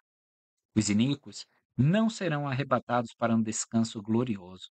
Isaías profetizou que durante o milênio não haverá mais nela criança de poucos dias, nem velho que não cumpra os seus dias, porque o menino morrerá aos 100 anos, mas o pecador, ao chegar aos 100, será amaldiçoado. Isaías 65, 20. O elder Bruce R. McConkie explicou: a descrição de Isaías sobre a vida e a morte durante o milênio parece preservar o conceito de que, mesmo então, Mesmo naquele dia abençoado em que Satanás estiver preso e a retidão transbordar, mesmo assim os homens estarão livres para se rebelar abertamente e, como pecadores, sofrer o destino reservado aos filhos da perdição. Manifestamente, eles, sendo amaldiçoados, morreriam da morte que conhecemos, pois sua ressurreição está destinada a ocorrer naquele dia final, quando surgirão aqueles que permanecerão imundos. Doutrina e Convênios 88, 102. Versículos 32 a 34. Sim, em verdade vos digo, no dia em que o Senhor vier, ele revelará todas as coisas, coisas passadas e coisas ocultas que nenhum homem conheceu, coisas da terra pelas quais foi feita e seu propósito e seu fim, coisas muito preciosas, coisas que estão no alto e coisas que estão embaixo, coisas que estão dentro da terra e sobre a terra e nos céus. Durante o milênio, os mistérios da criação serão revelados. É evidente a partir desses versículos que os homens não conhecerão as respostas para as perguntas relativas à criação antes desse tempo. Em grande medida, tais perguntas se responderão por si mesmas. Quando vivermos em um mundo terrestre ou paradisíaco, um mundo onde não há morte, envelhecimento, decadência ou doença, seremos capazes, pela mera observação, de deduzir muito sobre a verdadeira natureza da criação. Este será um mundo muito semelhante ao conhecido por Adão e Eva antes da queda. Enquanto nossa Terra agora obedece a uma lei celestial, a Terra milenar obedecerá a uma ordem muito superior. É possível que muitas conclusões científicas baseadas em nossa ordem celestial não tenham significado ou relevância ali. Até que chegue o dia em que a terra se encherá do conhecimento do Senhor, como as águas cobrem o mar. Isaías 11:9. Seria sábio da nossa parte ouvir o conselho do elder Harold Billy. Apelo novamente a vocês, mestres, professores, para que usemos essas três preciosas palavras que deveriam ser usadas com mais frequência pelos professores de religião. Eu não sei. E não sabemos muito porque o Senhor não nos disse. Temos essas especulações, essas teorias que, se você quiser tê-las em mente como algo para ponderar e algo para o qual nunca encontrará uma resposta completa, vá em frente e pense sobre elas. Mas rotule-as pelo que são, e não as ensine como fatos até que o Senhor nos conte os detalhes que agora devem ser considerados no âmbito da teoria. Versículos 39 e 40. Quando os homens são chamados ao meu evangelho eterno e fazem um convênio eterno, são considerados como o sal da terra e o sabor dos homens. São chamados para ser o sabor dos homens. Portanto, se esse sal da terra perder seu sabor, eis que daí em diante para nada mais presta, senão para ser lançado fora e ser pisado pelos homens. Dizem-nos que o sal que perdeu o sabor não serve para nada, exceto para ser jogado fora e pisado. O sal não se dissipa com o tempo, não tem data de validade. O sabor se perde pela mistura e contaminação. Somente a diluição do sal com substâncias impuras pode fazer com que ele perca a capacidade de temperar alimentos. Antigamente, o sal era adquirido em seu estado natural. Ele precisava ser lavado antes de poder ser usado para temperar alimentos ou para outros fins. Depois de purificados, resíduos ou rejeitos eram jogados nas calçadas para serem pisoteados pelos pés dos homens. Quão poderosa é essa imagem! Uma vez escolhidos, somos lavados e purificados e nossas impurezas são descartadas. Como santos, temos o dever de servir como aroma, de trazer à tona o melhor, de extrair tudo o que é bom. Esse é um poder que só perdemos se escolhermos nos contaminar com as coisas do mundo. Versículo 41. Eis que aqui a sabedoria no tocante aos filhos de Sião. Sim, muitos, mas não todos. Eles foram considerados transgressores, portanto, precisam ser corrigidos.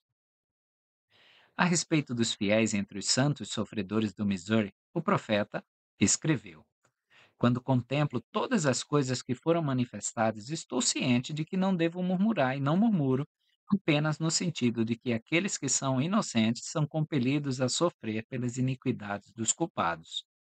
E não posso explicar isso apenas no sentido de que a palavra do Senhor não foi estritamente observada. Se o teu olho direito te faz tropeçar, arranca-o e lança-o para longe de ti. Ou se o teu braço direito te faz tropeçar, corta-o e lança-o para longe de ti. Ora, o fato é que se algum membro do nosso corpo estiver desordenado, o restante do corpo será afetado por isso. E então, todos serão levados juntos à escravidão. E, no entanto, apesar de tudo isso, é com dificuldade que consigo conter meus sentimentos, quando sei que vocês, meus irmãos, com quem tive tantas horas felizes, sentados, assim por dizer, em lugares celestiais em Cristo Jesus, e também tendo testemunho que sinto e sempre senti da pureza de seus motivos, são expulsos e são como estrangeiros e peregrinos na terra, expostos à fome, ao frio, à nudez, ao perigo, à espada. Digo, quando contemplo isso, é com dificuldade que consigo evitar reclamar e murmurar contra essa dispensação. Mas estou ciente de que isso não está certo e que Deus conceda que, apesar de suas grandes aflições e sofrimentos, nada nos separe do amor de Cristo. Versículo 43: E agora vos narrarei uma parábola, para que conheçais a minha vontade concernente à redenção de Sião. Então, vou resumir aqui a parábola para vocês, porque nela o Senhor é o nobre e a sua vinha é Sião, ou o condado de Jackson, Missouri. Os servos são os santos que se estabeleceram em Sião, e seus assentamentos são as oliveiras.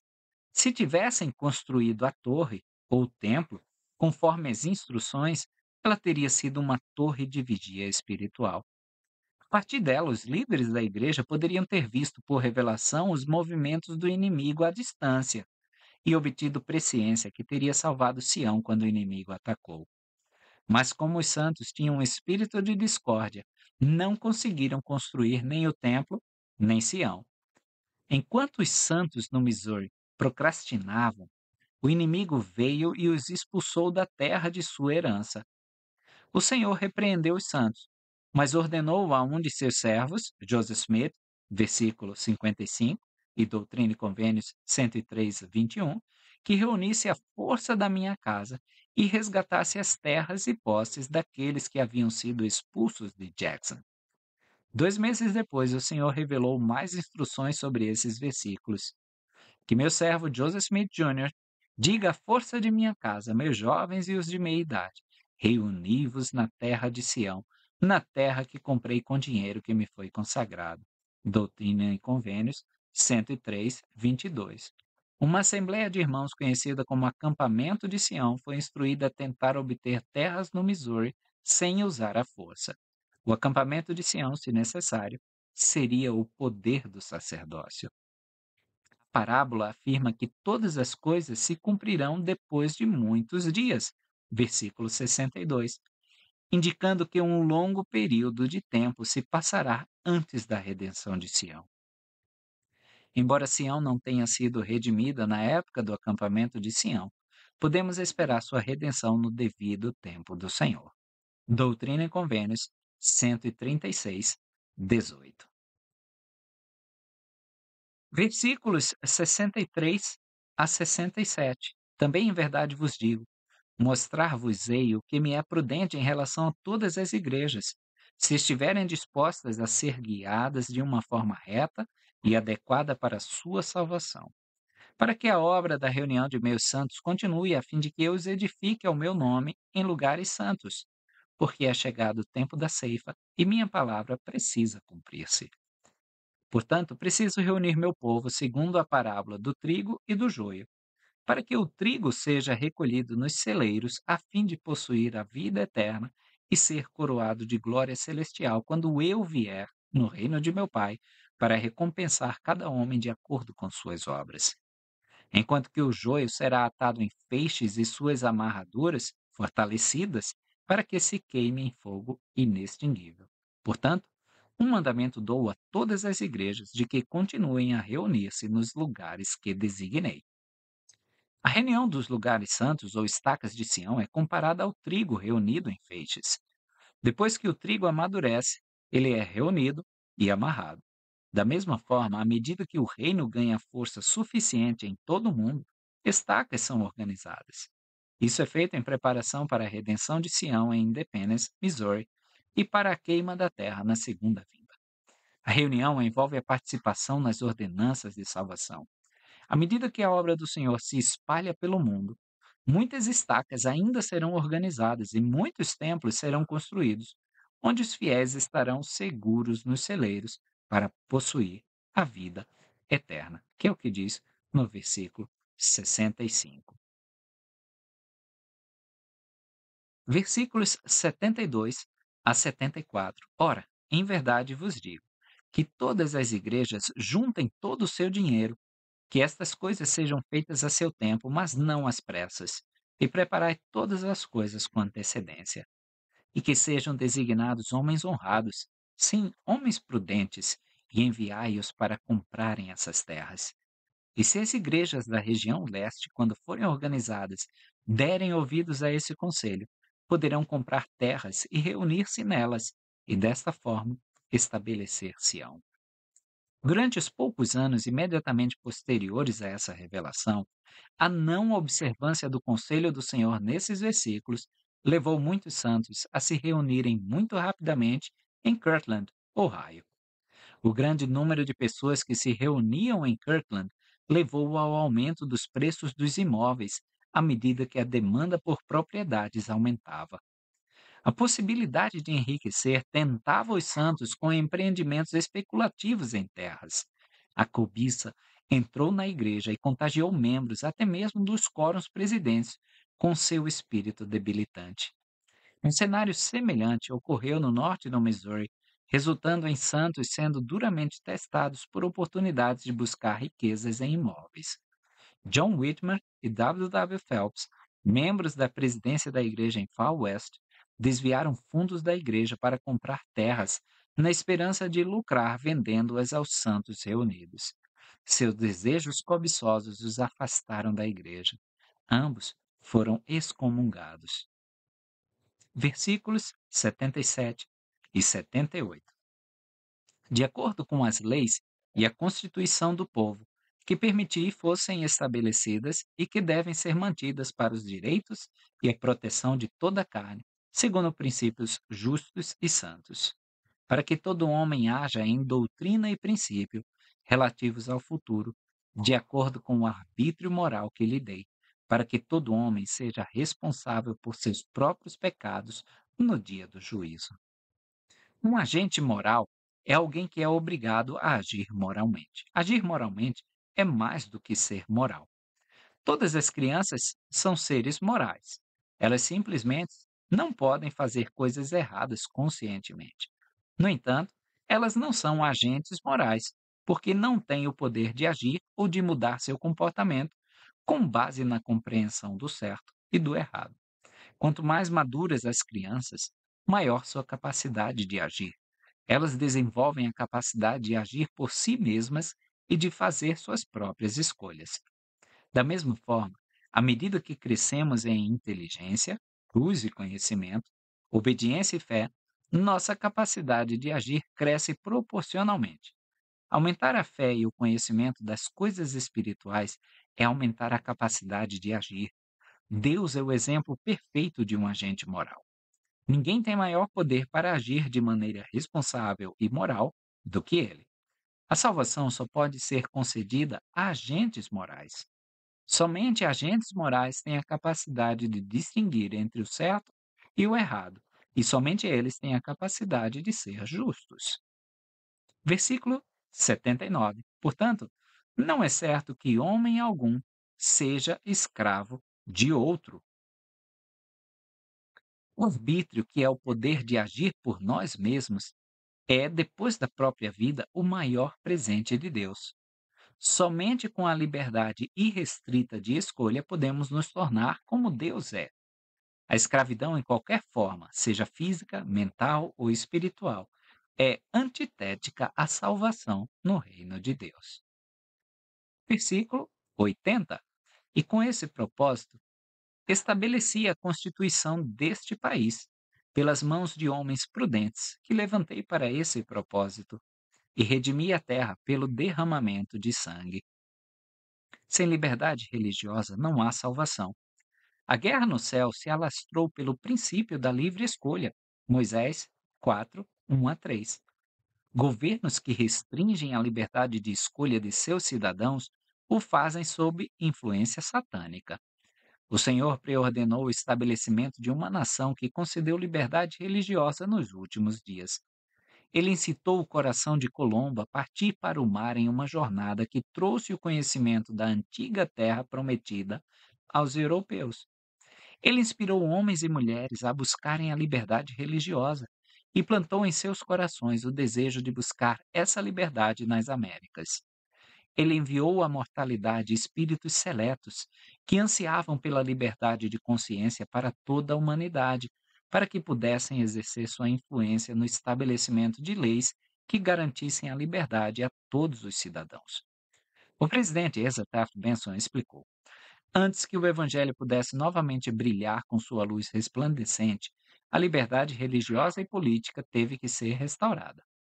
Esta terra havia sido preservada como um continente, à parte da opressão religiosa, da tirania e da intolerância da Europa. Com o tempo, imigrantes chegaram à nova terra e estabeleceram colônias. Em geral, eles eram um povo temente a Deus. Uma guerra foi travada por sua independência e pela intervenção de Deus a vitória foi alcançada. 1 Nef 13, 16 a 19. Por esse mesmo poder onipotente nasceu a Constituição, que garantia a liberdade religiosa e política. Somente então foi o tempo propício para que o reino de Deus, aquela pedra cortada sem auxílio de mãos, fosse restaurado. Daniel 2:34. Ao reconhecer Deus como a fonte de seus direitos, continua o ensinamento do presidente Asa Taft Benson, os pais fundadores o declararam a autoridade máxima para a base de suas leis. Isso os levou à convicção de que as pessoas não criam leis, mas apenas reconhecem leis preexistentes, dando-lhes aplicação específica. A Constituição foi concebida para ser essa expressão de uma lei superior. E quando seu trabalho foi concluído, James Madison escreveu: é impossível para o homem de reflexão piedosa não perceber nela um dedo daquela mão todo-poderosa que se estendeu tão frequente e notavelmente em nosso socorro na fase crítica da Revolução. Homens sábios que foram levantados para esse propósito, e Brigham Young declarou: consideramos que os homens da Revolução foram inspirados pelo Todo-Poderoso a se livrarem dos grilhões do governo-mãe com sua religião estabelecida. Por essa razão, Adams, Jefferson, Franklin, Washington e muitos outros foram inspirados a atos de resistência aos atos do rei da Grã-Bretanha, que também poderiam ter sido levados a esses atos agressivos, pelo que sabemos, para concretizar os propósitos de Deus, estabelecendo assim um novo governo, sobre um princípio de maior liberdade, uma base de autogoverno que permitisse o livre exercício do culto religioso. Foi a voz do Senhor inspirando todos aqueles homens dignos que exerceram influência naqueles tempos difíceis, não apenas a irem à batalha, mas a exercerem sabedoria em conselho, fortaleza, coragem e resistência no campo de batalha, bem como, posteriormente, a formularem e adotarem aquelas medidas sábias e eficientes que garantiram para si próprios e para as gerações seguintes a bênção de um governo livre e independente. Versículos 85 a 88, depois do Senhor haver recitado novamente a parábola da mulher e do juiz injusto que ficava importunando o juiz, ele nos dá esses versículos: assim compararei os filhos de Sião, que insistam aos pés do juiz. E se ele não lhes der ouvidos, que insistam aos pés do governador. E se o governador não lhes der ouvidos, que insistam aos pés do presidente. Nós podemos cruzar essa perícope com Doutrina e Convênios 134, 11. Versículo 89. E se o presidente não lhes der ouvidos, o Senhor se erguerá e sairá de seu esconderijo e em sua fúria afligirá a nação. O desrespeito aos direitos humanos por parte de autoridades governamentais que rejeitaram o apelo dos santos dos últimos dias por reparação no Missouri contribuiu muito para desencadear a guerra civil. Versículo 99. Portanto, é a minha vontade que meu povo reivindique e mantenha os seus direitos sobre o que lhes designei, embora não se lhes permita ali habitar. O profeta Joseph Smith escreveu aos santos no Missouri: é melhor aos olhos de Deus que morrais do que renunciar à terra de Sião, às heranças que compraste com teu dinheiro. Pois todo homem que não renuncia à sua herança, mesmo que morra, quando o Senhor vier, estará sobre ela, e com Jó, em sua carne, verá a Deus. Portanto, este é o meu conselho: que conserveis as vossas terras até o fim e empregueis todos os meios legais para buscar reparação contra os vossos inimigos. E orai a Deus, dia e noite, para que vos retorne em paz e segurança as terras da vossa herança. E quando o juiz vos falhar, apelai ao executivo. E quando o executivo vos falhar, apelai ao presidente. E quando o presidente vos falhar, e todas as leis vos falharem, e a humanidade do povo vos falhar, e todas as outras coisas vos falharem, exceto Deus somente, e continuardes a cansá-lo com vossas importunações, como a pobre mulher fez com o juiz injusto, ele não deixará de executar o julgamento sobre os vossos inimigos, e para vingar seus próprios eleitos, que clamam a ele dia e noite. Versículo 101. Edificarão e outros não herdarão. Plantarão vinhas e comerão de seu fruto. Assim seja. Amém. Sobre o dia milenar, Isaías escreveu: e edificarão casas e nelas habitarão. Plantarão vinhas e comerão o seu fruto. Não edificarão para que outros habitem. Não plantarão para que outros comam. Porque os dias do meu povo serão como os dias da árvore, e os meus eleitos gozarão até o fim das obras das suas mãos. Não trabalharão em vão, nem darão à luz para a desgraça, porque são descendência dos benditos do Senhor, e os seus descendentes estarão com eles. Isaías 65, 21 a 23. E ainda, sobre a terra do meu povo crescerão espinhos e sarças. Sim, sobre todas as casas de alegria na cidade alegre. Porque os palácios serão abandonados, a multidão da cidade será abandonada. As fortalezas e as torres serão para sempre covis, alegria de jumentos monteses, pasto de rebanhos, até que sobre nós se derrame o espírito lá do alto e o deserto se torne um campo fértil, e o campo fértil seja reputado por uma floresta. Então, o juízo habitará no deserto e a justiça permanecerá no campo fértil, e a obra da justiça será paz, e o efeito da justiça, tranquilidade e segurança para sempre. E o meu povo habitará em moradas de paz, e em moradas seguras, e em lugares tranquilos de descanso. Isaías 32, 13 a 18. Que nós possamos estar prontos para habitar nessas moradas de alegria. Teremos provas, sim. Enfrentaremos espinhos, sim, durante essa nossa estada mortal. Mas o Senhor virá nos resgatar com mão misericordiosa.